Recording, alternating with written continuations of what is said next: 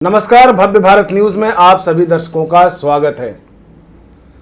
महाराष्ट्र में जिस तरह से महाभारत का खेल शुरू हुआ, संजय की नजरों से धृतराष्ट्र उस खेल को देखते ही रह गए।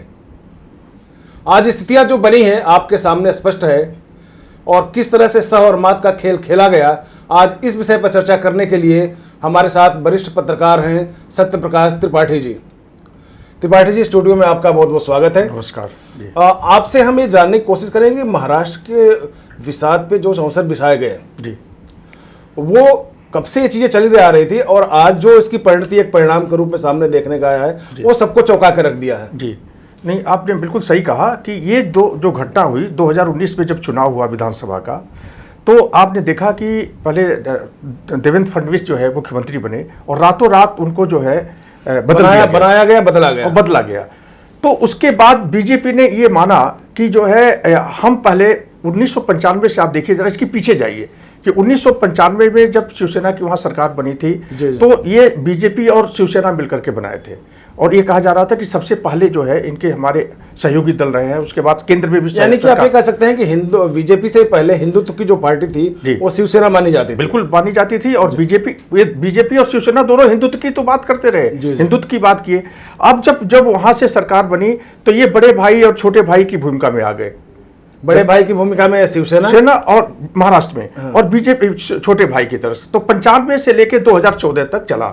जब 2013-2014 में अमित शाह जी जो अध्यक्ष बने बीजेपी के, और उसके बाद जो है उन्होंने कहा कि नहीं, हम महाराष्ट्र में जो है इस भूमिका में नहीं रहेंगे। तो वहां से स्थिति सोचने पर मजबूर हुए और 2017 में क्या हुआ कि मुंबई की जो वहाँ की लोकल बॉडी है उसमें चुनाव हुआ और दोनों लोग अलग अलग हुए। मतलब महाराष्ट्र में अपना कद बड़ा करने के लिए जी जो बीजेपी थी वो उसकी बौखलाहट थी और उन्होंने अपना दायरा बढ़ाना शुरू कर दिया। बिल्कुल जी। तो अब जब दोनों 2019 के विधानसभा में चुनाव में लड़े तो बीजेपी को बहुमत ज्यादा मिल गई। शिवसेना 54-55% के एजेंडा क्या था कि बीजेपी को इस तरह से बहुमत मिल गई? नहीं, अब हमने बताया ना कि जो 2014 में काम किया हिंदुत्व पर काम किया, फिर यहाँ सरकार बन गई, केंद्र में सरकार बन गई, तो दोनों डबल इंजन की सरकार डेवलपमेंट हुआ। तो जब बीजेपी को आगे बढ़ गई और शिवसेना जो है वो 54-55 तक सीमित करा गई। तो जब अब लोगों को जब सरकार बनी, देवेंद्र फडणवीस जब मुख्यमंत्री बने दोबारा, तो उसके बाद लोगों ने वहाँ शरद पवार जी ने और कांग्रेस के लोगों ने समझाना शुरू किया कि अब एक ऐसा मौका है कि आप जो है मुख्यमंत्री बन सकते हैं। तो जब ये लोग उनके झांसे में आ गए, उद्धव ठाकरे सामने आ गए, तो वहाँ पावर सेंटर 2019 के बाद जब से सरकार बनी शिवसेना की, तभी से पावर सेंटर कौन हो गए? उद्धव ठाकरे कम हो गए, उनका बेटा हो गया, उनकी श्रीमती जी हो गई। पावर सेंटर में आपने देखा 2019 के बाद जब सरकार बनी शिवसेना से, तो ये 2-2.5 साल के अंदर ये हुआ कि वहां पर जितने विधायक थे शिवसेना के, उनको ये लगने लगा कि यार हम चुनाव नहीं लड़ सकते, क्योंकि वहां भ्रष्टाचार बढ़ गया। 2 मंत्री जेल में चले गए वहां के, आपको याद होगा, समझे। और अब इतने बड़े उद्योगपति को अगर थ्रेट हो गई, उनके घर पे पकड़े गए, है ना, अंबानी के घर पे अगर तो एक लोगों में, पब्लिक में भी ये लगने लगा कि यार ये शिवसेना की सरकार पैर डगमगाने लगे। तो उस सबसे ज्यादा कौन भागा? असमंजस में पड़ा वहां के विधायक। तो विधायकों में ये बात आई तब कि इसमें हम लोग जो है, हम इनके नेतृत्व में चुनाव नहीं जीत सकते। 2024 का जो इलेक्शन होगा उसमें नहीं जीत सकते। तब जो है एक नाथ शिंदे को उसमें सगुफेबाजी हुई, सब लोग इकट्ठे हुए। इसमें सबसे बड़ी बात ये देखने को मिली कि इसमें ये मैसेज नहीं जाना चाहिए कि बीजेपी पूरे जो तोड़फोड़ हुई है उसमें बीजेपी की साजिश रही। थोड़ा सा और हम पहले चलते हैं, शिंदे से पहले हम थोड़ा चलते हैं। आपने कहा कि शिवसेना वहाँ पे एक सशक्त पार्टी थी हिंदुत्व के नाम पे। बाला साहब ठाकरे सेंटर रहे। सेंटर के बाद में उनके जो दोनों एक भतीजा था और एक अपना लड़का था, दोनों वहाँ पे आए और दोनों की जो टूट हुई उस पर थोड़ा सा प्रकाश डालिए। राज ठाकरे और उद्धव ठाकरे का क्या? नहीं, आप देखिए ना क्या हुआ कि आप देखिए जो लड़ाई थी ना, जो पहचान थी हिंदुत्व की, शिवसेना को लेकर के हिंदुत्व की पार्टी थी, और बीजेपी को भी उसमें डेंट लगा। कब लगा कि जब ये कांग्रेस और एनसीपी से इन्होंने हाथ मिला दिया, तो हिंदुत्व पर एक डेंट लग गया ना, क्योंकि ये लोग जो है सेकुलर के नाम पर जो है उस तरह की भाषा भी नहीं बोल पाए उस तरह से, क्योंकि इन लोगों का वर्चस्व रहा सरकार में। तो क्या हुआ कि जब वर्चस्व रहा तो भ्रष्टाचार बढ़ने लगे, भ्रष्टाचार होने लगा, इस पर कंट्रोल उद्धव जी नहीं कर पाए। जो उनके पूर्वजों के, जो उनके शिवसेना के रहे बाला साहब, जो एजेंडा थे उस पे काम नहीं कर बाला पाए। साहब की जो धरोहर थी उनको आगे नहीं कंटिन्यू नहीं कर पाए, और उसमें जो है स्थिति इनकी डगमगा गई, और बीजेपी ने उसका फायदा उठाया। तो जब तीनों लोगों का संगठन बना, जैसे अब जैसे फडणवीस जी। की सरकार बनी और गिरी, हाँ। इसके बाद इन लोगों ने आपस में तालमेल बनाया, एनसीपी और कांग्रेस कांग्रेस और इन्होंने बनाया जी। तो ये उसी समय साफ हो गया था कि शिवसेना का जो एजेंडा था जी, वो एजेंडा से शिव सैनिक हट गए हैं और सिर्फ पद के लिए इनकी लोलुपता रह गई है जी, बिल्कुल। जिसका कि फायदा कांग्रेस ने उठाया और एनसीपी ने उठाया ताकि बीजेपी को इनसे दूर किया जाए। जी। तो उसमें क्या हुआ कि जब उनको ये लगने लगा, कि शिव सैनिकों को ये लगने लगा, जो विधायक है, कि हमारा फ्यूचर इनके साथ ठीक नहीं है, हमारा भविष्य उज्जवल नहीं है, तो हर राजनीति में आप जानते हैं ना कि हमेशा ब्राइटनेस देखी जाती है, हमारा उज्जवल, हमारा भविष्य किसके साथ है, और उसके बाद एकजुट हो गए। तो अब बीजेपी ने बहुत ही चालाकी से एकनाथ शिंदे को जो है आगे किया और उनको मुख्यमंत्री बनाया, जिससे उसको ये न लगे कि पूरी जो है इन्होंने पूरे एपिसोड में बीजेपी का हाथ रहा। नहीं सर, सवाल ये है कि शिवसेना में भी बहुत अच्छे अच्छे कद्दावर नेता भी थे पहले जी, लेकिन एकनाथ शिंदे को ही सामने लाने का मतलब क्या हुआ? देखिए, एक तीर से बीजेपी ने कई निशाने साधे हैं। पहली बात ये कि जो हिंदुत्व का जो मुद्दा था, उससे क्वेश्चन मार्क लग रहा था बीजेपी पर, उसने पूरे को जो है वापस ले आई मोर्चे को अपने यहाँ, मतलब बिहाइंड पर्दे के पीछे रख, पर्दे के पीछे। दूसरी बात ये हुई कि एकनाथ शिंदे जो है काफी क्लोज थे बाला साहब के भी, और जो है एक तो वो जो है बहुत ग्रास रूट लीडर हैं, थाने के पास के रहने वाले हैं और ग्रास रूट लीडर हैं।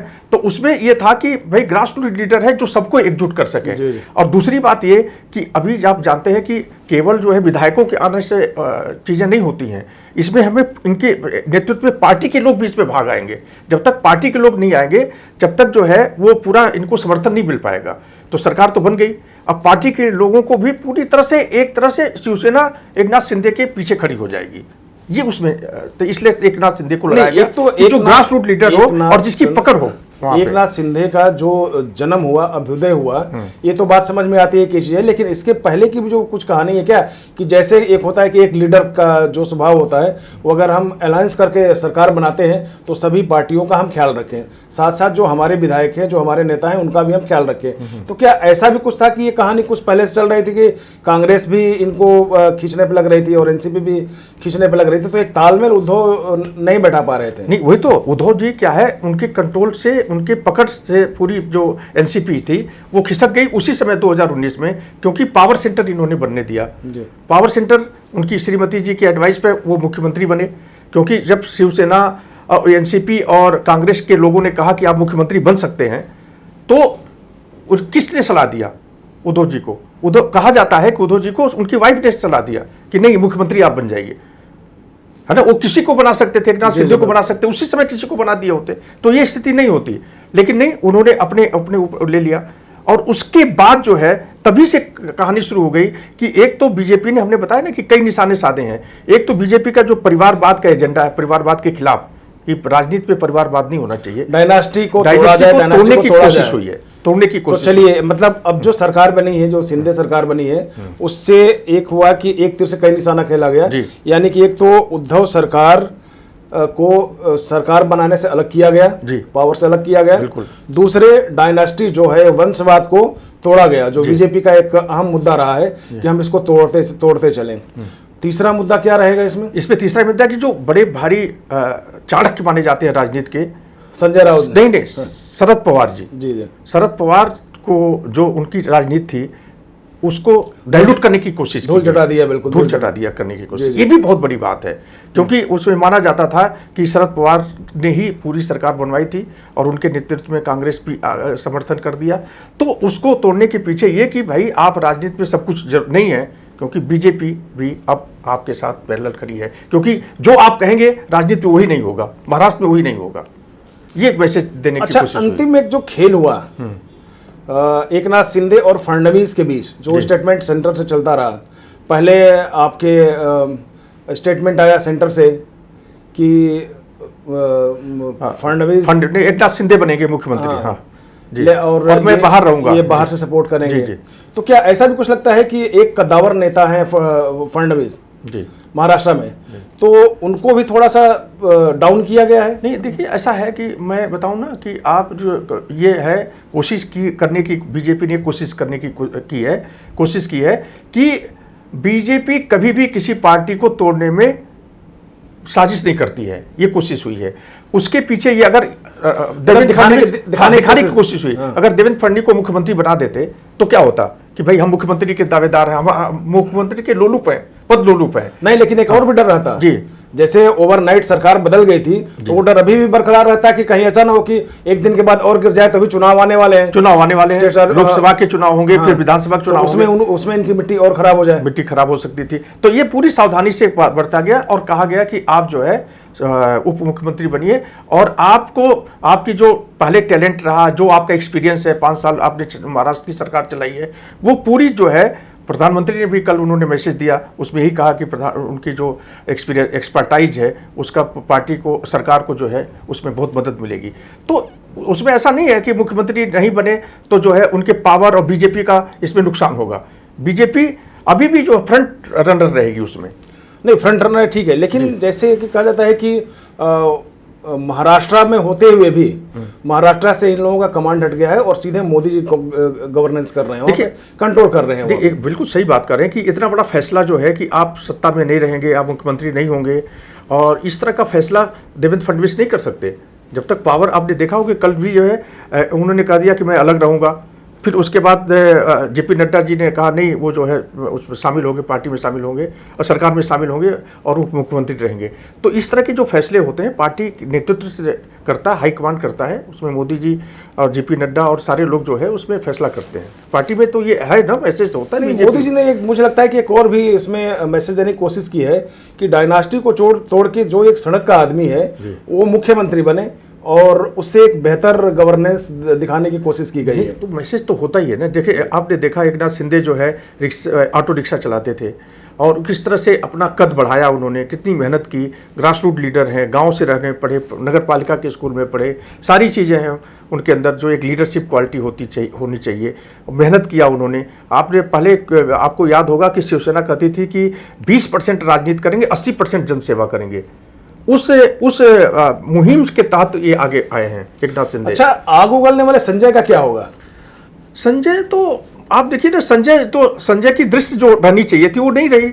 वो तो पार्टी, लोग तो यही कर रहे हैं कि सारे तोड़ फोड़ में संजय के जो जिस तरह से बयानबाजी किया उन्होंने, जिस तरह से बड़बोलेपन का वो दिखाया, वो उसमें उनका भी बड़ा भारी योगदान। कद घटा है उनका, कद था ही नहीं किसी तरह से। उनका कद क्या है? खाली स्पोक्समैन है। जब शिवसेना पार्टी ही टूट फूट गई तो उनका कद क्या रहेगा? एक अंतिम सवाल आपसे है कि शिवसेना ने जो भी स्टेप लिया, चाहे शिवसेना की जो भी स्थिति बनी, ऐसा भी लगता है कि उद्धव के हाथ से सब कुछ निकल गया या शिवसेना बिल्कुल रसातल में चली जाएगी अब? नहीं, कैसे, देखिए आप बिल्कुल, मुझे ऐसा लगता है कि अभी कहना बहुत जल्दबाजी होगा, लेकिन मुझे ऐसा लगता है कि पूरी शिवसेना, चाहे सरकार में हो चाहे पूरी पार्टी, अब एकनाथ शिंदे के साथ खड़ी दिखेगी, एक साथ शिंदे के साथ खड़ी होगी, क्योंकि ये सब लोग, जिसकी लाठी उसकी भैंस, जिसकी लाठी उसकी भैंस। नहीं, आप मैंने बताया ना कि भविष्य नहीं था उनके साथ। अगर उनके साथ जाते तो चुनाव नहीं जीत पाते विधायक। तो विधायकों को चुनाव लड़ना है, राजनीति करनी है कि नहीं करनी? एकनाथ शिंदे तो इनके जो है क्या नाम, उद्धव ठाकरे की तो राजनीति हो गई पूरी। अच्छा, महाराष्ट्र में जो अघाड़ी सरकार में जिन जिन लोगों पे गाज गिरी और जो लोग सताए गए, जैसे कि अब हनुमान चालीसा पढ़ने पे किसी को जेल हो गया, किसी को कुछ कहने पे जेल हो गया, आज वो लोग बड़े खुश हैं, खुश रहेंगे। वो कहते हैं कि अभी 40 दिन में नहीं बीती कि हनुमान जी ने दिखा दिया कि भाई क्या होता है हनुमान चालीसा का। सोशल मीडिया पर पूरा चला, सोशल मीडिया पर चला और सब लोग मानने भी लगे कि 40 दिन में जो उसका असर दिखाई दिया। तो उसके पीछे भी, मतलब ये जो कौन हनुमान चालीसा पढ़ रहा था, एमपी पढ़ रहा था, विधायक पढ़ रहे थे, तो मतलब ये कोई घटनाक्रम में, जो राजनीतिक घटनाक्रम होती है उसको बहुत हल्के में नहीं लेना चाहिए। वहीं से शुरुआत हो गई और तेजी से घटनाक्रम बहुत तेजी से बढ़ा। ये सरकार किस तरह से चलेगी? मुझे लगता है कि बहुत ही शिद्दत से चलेगी और बहुत सारे फैसले होंगे।